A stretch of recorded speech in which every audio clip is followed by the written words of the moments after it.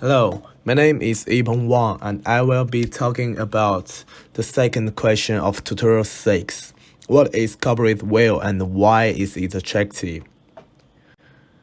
Well, the first part of the discussion is what is corporate wealth.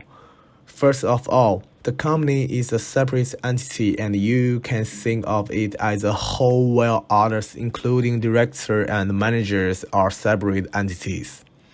As a company is completely separate from the others, they are not liable for each other's debts and legal acts.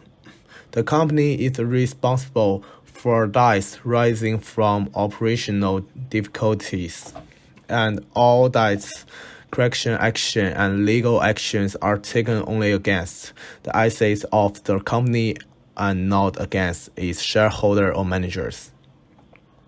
Finally, in the event of debt crisis, no directors or shareholders are liable for the company's debts.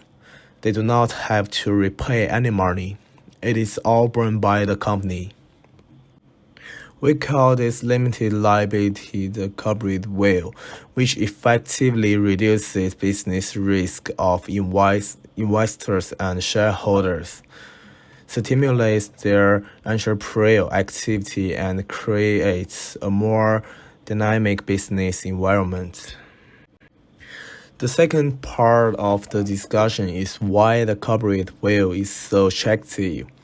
As mentioned before, its biggest attraction is the limited liability. The risk to shareholders and directors is lower than the other entity types, such as sole trader and partnership.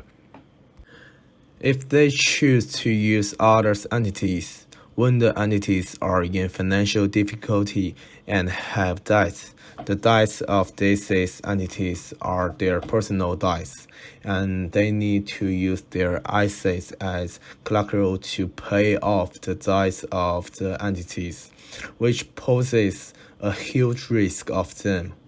If they choose the company as the entity, they will at most lose their money invested in the company in the event of an operational crisis and a large amount of debts. But large amounts of debts incurred by the company does not need to be repaid by them, which reduces their liability risk.